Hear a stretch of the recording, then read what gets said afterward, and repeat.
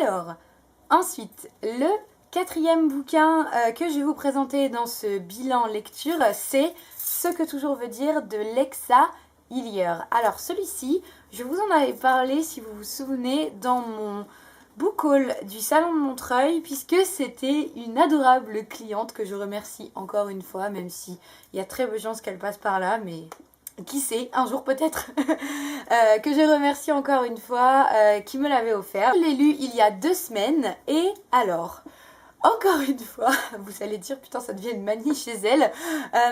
Au début j'ai pas vraiment aimé. C'est-à-dire que, enfin c'est pas que j'ai pas aimé, c'est qu'au début j'avais du mal à accrocher. Je trouvais ça sympa, bon voilà, je me disais c'était une lecture comme une autre à faire, mais encore une fois, je me sentais pas transportée dans l'histoire, je lisais quelque chose sans vraiment être absolument passionnée par le truc. Or moi ce que j'adore dans un bouquin c'est quand je ne peux pas le lâcher tellement je suis devenue tarée de ce truc. C'est passé finalement avec les 3 derniers bouquins dont j'ai parlé, c'est-à-dire qu'à la fin, même si au début j'aimais pas trop, à la fin je n'arrivais plus à les lâcher.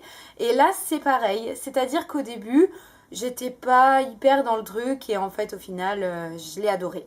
Donc pour rappel, donc il est publié chez Scripto, chez Gallimard Jeunesse. Donc pour rappel, c'est l'histoire de 4 amis. Donc on a Tali, Zoé, Luce et Joy, en fait qui ont mystérieusement arrêté de se parler.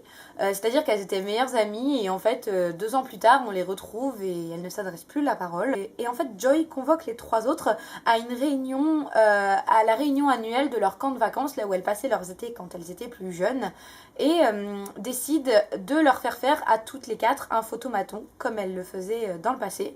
Sauf que le flash du photomaton, on sait pas trop ce qui se passe, mais il y a un gros bug et le flash du photomaton déclenche un événement, une faille spatio-temporelle, on sait pas trop ce qui se passe, et ce qui fait qu'elles se retrouvent propulsées 2 ans en arrière quand elles avaient 15 ans. J'ai trouvé le pitch assez intéressant de base, c'est-à-dire cette histoire un peu de voyage dans le temps, j'ai trouvé ça plutôt cool.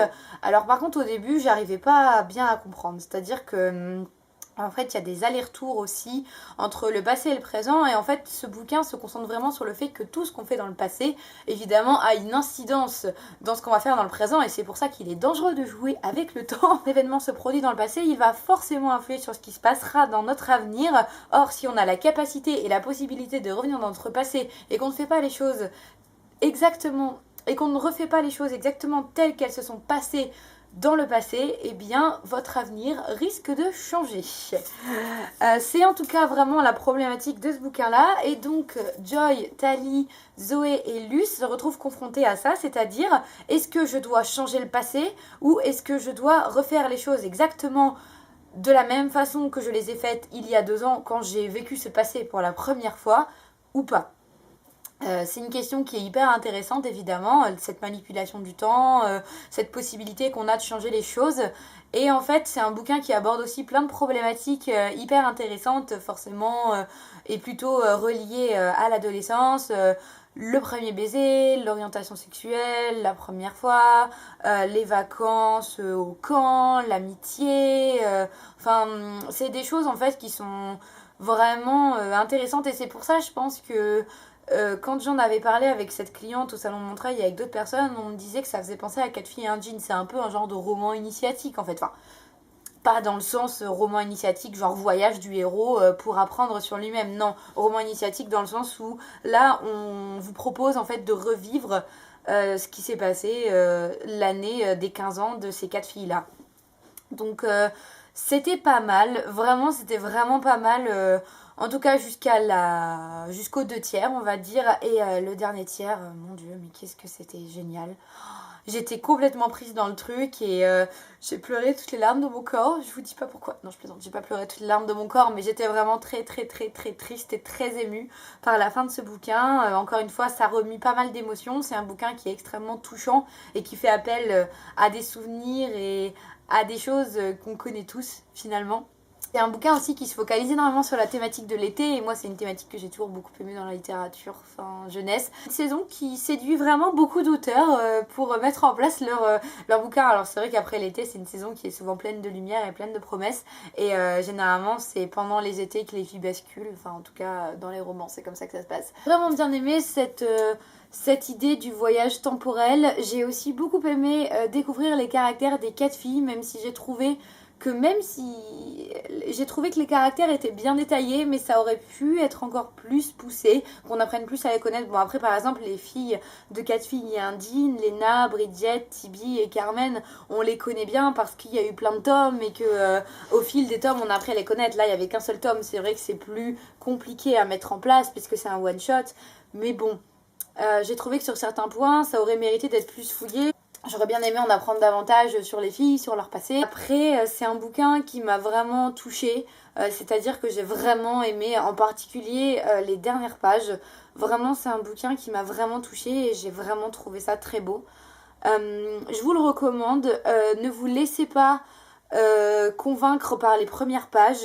Enfin, si vous êtes convaincu, tant mieux, mais ne vous attardez pas sur les premières pages, sur le premier tiers du livre. La fin vaut vraiment le coup et elle nous apprend plein de choses et elle nous montre qu'au final ce que c'est l'amitié et ce que c'est la lumière et ce que c'est le temps, et c'est vraiment des questions hyper profondes encore une fois qui sont abordées dans cette fin. J'ai vraiment, cette fin m'a complètement retournée, je m'y attendais pas du tout en plus. Bon, j'avais compris qu'il y avait un truc qui se passait, un truc qui se tramait, mais je m'attendais pas du tout à ça et vraiment, j'ai été complètement choquée et bouleversée et j'ai vraiment... voilà, je sais pas quoi vous dire de plus à part que j'ai vraiment bien aimé ce livre. Après, c'est sûr qu'il faut s'accrocher au début. Enfin, moi en tout cas, j'étais vraiment pas convaincue au début. Je trouvais ça sympa, mais sans plus quoi. Et finalement, je vous le recommande vraiment. Le livre suivant dont je vais vous parler, je vous en ai parlé il y a très peu de jours dans mon book haul. Alors, je suis désolée encore une fois, c'est parce que j'ai vraiment des gros problèmes de connexion.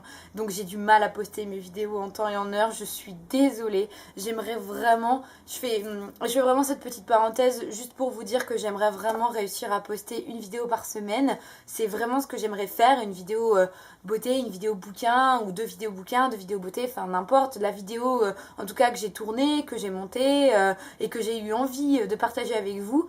Mais j'ai vraiment d'énormes problèmes de connexion. Je sais pas, ça doit être le format où j'encode mes vidéos qui va pas, ou alors c'est ma connexion à Paris qui est nulle et donc du coup ou alors c'est une combinaison des 2 facteurs, je sais pas, mais du coup en tout cas ce qui fait que j'ai beaucoup de retard dans les vidéos que je vais vous poster. Alors du coup, parfois ça m'arrive de vous en poster 2 d'un coup, parfois ça m'arrive de pas en poster pendant 3 semaines. Enfin, je suis vraiment désolée, il faut vraiment que j'essaie de trouver une solution parce que c'est vraiment pas cool. Surtout que moi j'aimerais bien réussir à vous poster une vidéo par semaine. Surtout que les vidéos je les ai, enfin elles sont prêtes, à chaque fois elles sont prêtes en temps et en heure. Et à chaque fois c'est mes problèmes de connexion qui font que voilà. Parenthèse terminée. C'était juste pour vous dire du coup que le bouquin suivant dont je vais vous parler, je viens juste de vous en parler dans le book haul que j'ai tourné pendant les vacances de Noël. Bref, donc c'est Respire de Anne-Sophie Bram, publié au Livre de Poche. Donc là vous avez la couverture avec l'affiche du film de Mélanie Laurent, donc adapté de ce même bouquin. Alors comment vous dire, ce bouquin là je pense que c'est la définition même de la claque. On va dire ça comme ça. Donc en fait moi ça faisait vraiment un moment que, c'est ce que je vous disais dans le book haul, ça faisait un moment que j'avais entendu parler de Respire. J'avais voulu voir le film quand il était sorti au cinéma. Finalement j'avais pas eu l'occasion de le voir. Puis je m'étais dit bah c'est pas grave, lis le bouquin d'abord et tu verras le film après. Résultat des courses, j'ai lu le bouquin en 2 jours et j'ai enchaîné avec le film juste après. Comment vous dire Comment vous dire que déjà j'ai adoré. Vraiment j'ai adoré et déjà je vous conseille à 1500% de le lire ou de le voir, ou les deux, encore mieux. D'autant plus que le film, je m'attarderai pas trop là-dessus parce que c'est pas mon domaine et je suis pas experte en cinéma et en plus c'est pas ce dont on doit parler aujourd'hui. Mais comment juste vous dire que le film... ce n'est pas tout à fait la même histoire que le livre, c'est-à-dire que le film c'est une adaptation qui est libre. Donc en fait il est librement adapté de cette histoire-là. On retrouve évidemment des similitudes, mais il y a aussi pas mal de différences. Il ne suit pas exactement la même trame. On ne retrouve pas les personnages au même moment et en fait le film se déroule sur une seule année scolaire alors que Respire se déroule sur toute une vie, enfin une partie d'une vie. Donc voilà, déjà ça c'est la grosse différence. Mais alors après le film je l'ai trouvé excellent parce qu'il collait quand même bien à l'ambiance du bouquin. Même si j'aurais vu certains trucs encore plus intenses, mais je pense que bon, ce qu'a fait Mélanie Laurent, c'est déjà un énorme travail, c'est déjà excellent. Et les deux actrices choisies pour incarner Charlène et Sarah, enfin Charlie dans le film et Sarah, sont excellentes, vraiment excellentes. Et après, il y a des changements mineurs qui sont faits par rapport à la famille de Charlie, par rapport à l'histoire personnelle de Sarah. Bon, ok, ça, c'est pas très grave. Mais en tout cas, les deux actrices sont vraiment excellentes. Et le film en lui-même m'a vraiment retourné aussi. Pas plus que le bouquin. Le bouquin m'a plus retourné que le film, ça c'est sûr. Bon, après, c'est sans doute parce que je l'avais lu avant. Mais, et que je savais comment ça allait se terminer. Mais en tout cas, j'ai vraiment quand même beaucoup aimé le film. Et je vous le conseille, d'ailleurs, il dure que 1h25 ou quelque chose comme ça. Il est assez court. Donc vraiment, regardez-le. Mais lisez ce bouquin d'abord. Parce que vraiment, il est génialissime. Vraiment, je l'ai adoré. Elle respire. C'est l'histoire de Charlène, donc qui est une enfant et une ado comme les autres. Et qui se sent extrêmement incomprise et mal aimée. Et qui n'a pas du tout confiance en elle. Qui se sent moche, qui se sent laide. Enfin, tout ce que vous voulez. Elle se sent inutile en fait. En fait, au collège, elle fait la connaissance d'une fille qui s'appelle Sarah, une nouvelle qui vient juste d'arriver dans sa classe. Et Sarah possède ce genre de personnalité extrêmement brillante, extrêmement magnétique, qui attire forcément les regards. Et Charlène et elle vont devenir amies, copines de classe, amies, puis meilleures amies.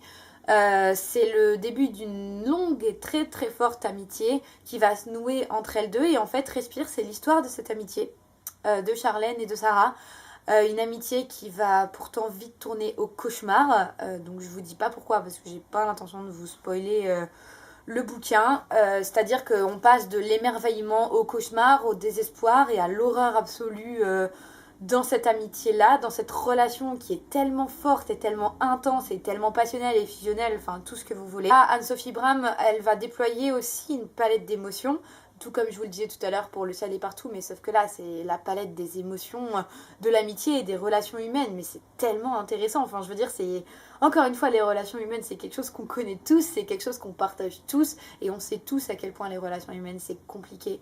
On sait tous à quel point les relations humaines, ça peut mener au drame comme au plus grand des bonheurs. Donc voilà, c'est vraiment ce que j'ai adoré dans Respire, c'est cette palette d'émotions vraiment de facettes des relations humaines qui est déployée. Vraiment, c'était fascinant. Le style, alors là, parlons-en, puisqu'elle est française.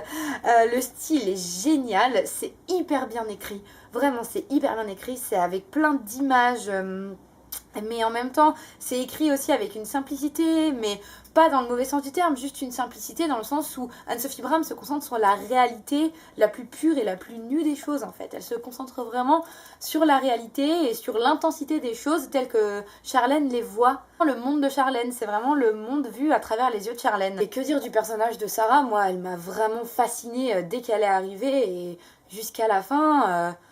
Jusqu'à la fin, je me suis dit, mais comment c'est possible d'être comme ça? Enfin, Sarah, j'ai envie de vous dire ce que c'est, mais en même temps, je peux pas, ça va vous spoiler le livre. Derrière, c'est écrit que c'est un roman d'une vérité hallucinante, et c'est exactement ça. Enfin, j'aurais pas mieux dit les choses, vraiment, mais c'est un bouquin que je vous conseille de lire. C'est un bouquin qui m'a touchée en plein cœur. Personnellement, j'ai pas vécu d'amitié comme ça, mais je sais que ça existe, vraiment.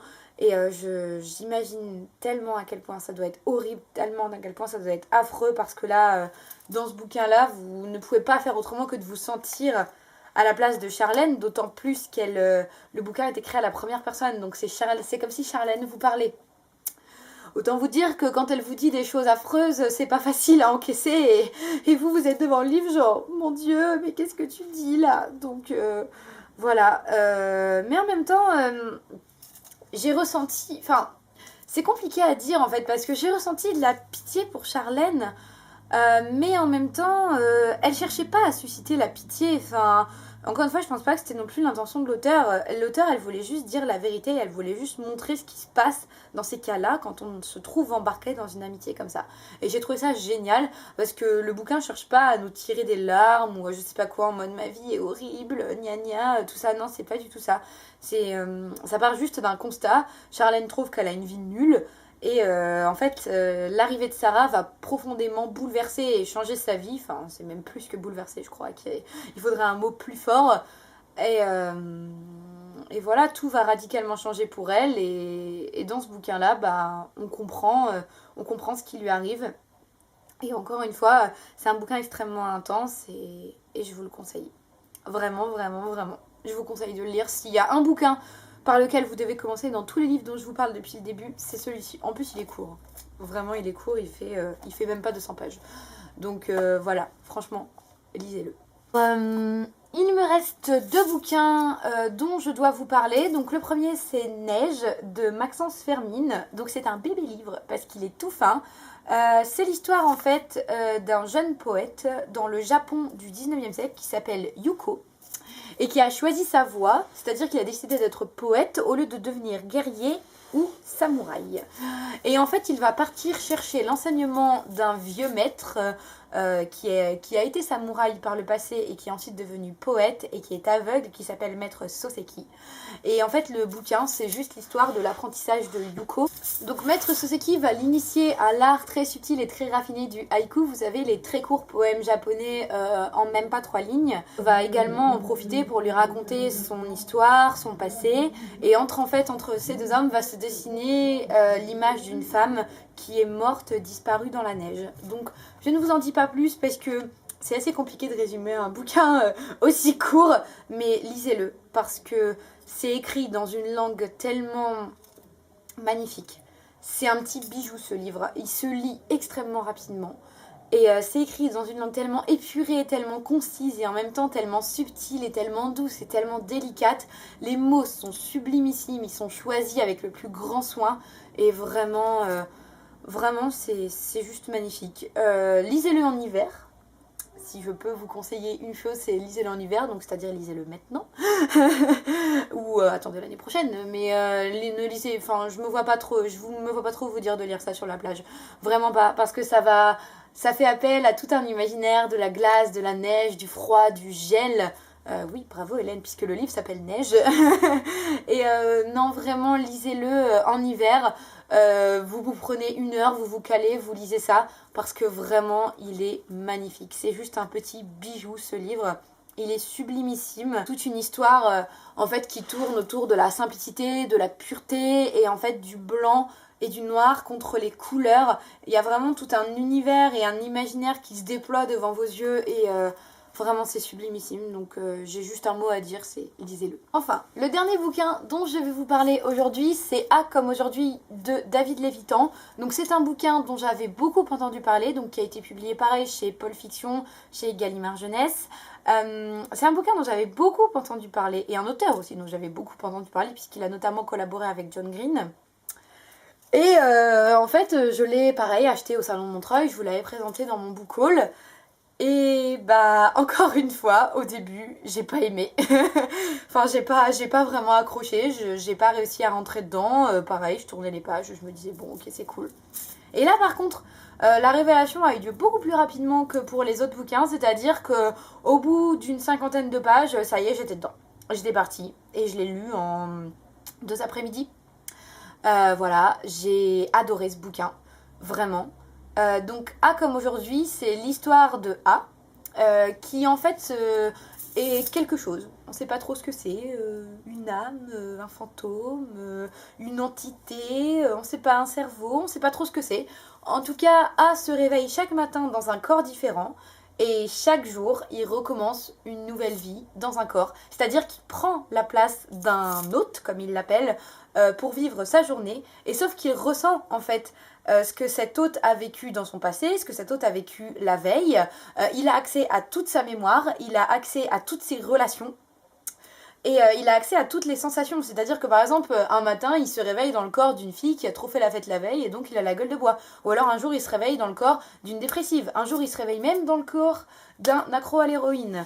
Donc c'est pour vous dire, il ressent vraiment tout ce que la personne dont il emprunte le corps ressent ou a ressenti. Et c'est cette idée-là que j'ai trouvée génialissime, c'est-à-dire que chaque jour dans le bouquin, donc c'est écrit 5000 gna jours, et en fait à chaque nouveau chapitre, c'est un nouveau jour qui s'ouvre pour A, Et c'est une nouvelle vie qui commence. Tous les jours, il recommence sa vie. Et donc, bah, forcément, il explique que pour lui, par exemple, quand il était petit, c'était très dur chaque soir de devoir aller se coucher parce qu'il savait très bien que le lendemain matin, il allait se réveiller dans un autre corps et que donc il allait devoir dire au revoir aux parents qui l'avaient aimé pendant la journée. S'il s'était bien entendu avec eux, bah forcément, ça lui brise le cœur. Donc voilà. Mais A, c'est un personnage qui est extrêmement moral et qui met un point d'honneur à ne pas bouleverser la vie de la personne dont il emprunte le corps. C'est-à-dire qu'il s'adapte vraiment à cette personne et il ne fait pas de choses que la personne pourrait regretter ensuite lorsqu'elle aura réintégré son corps. Jusqu'au jour où il emprunte le corps de Justin, un adolescent de 16 ans, et qu'il rencontre sa petite amie Rhiannon.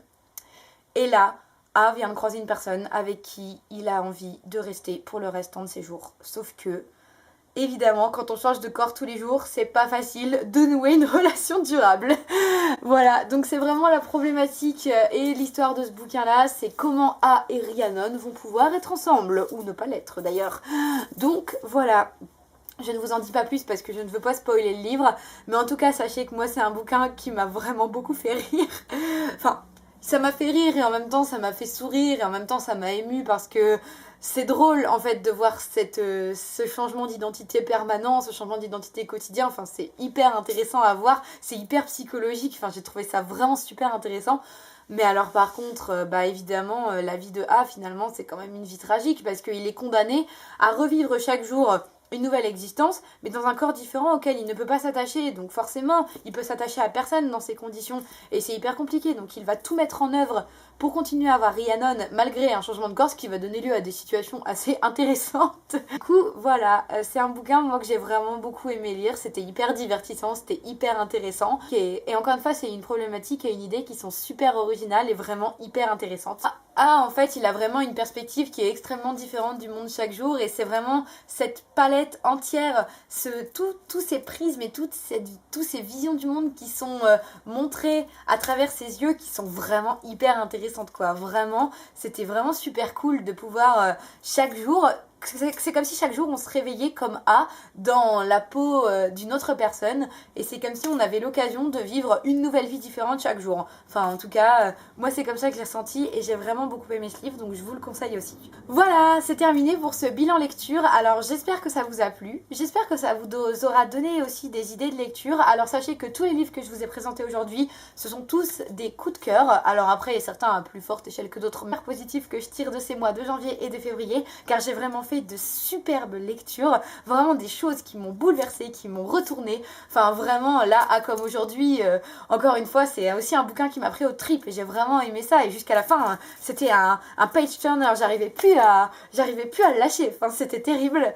Donc voilà, ce sont des bouquins que je vous recommande de lire parce que vraiment je les ai adorés, ils étaient vraiment super bien et j'espère qu'ils vous plairont aussi, mais pour certains j'en ai pas pour certains je n'en doute pas. Voilà. Je vous souhaite en tout cas une très bonne journée, une très bonne soirée, une très bonne nuit. Je sais pas à quelle heure vous regardez cette vidéo. Je vous fais plein de bisous et je vous dis à très bientôt dans une prochaine vidéo. Ciao!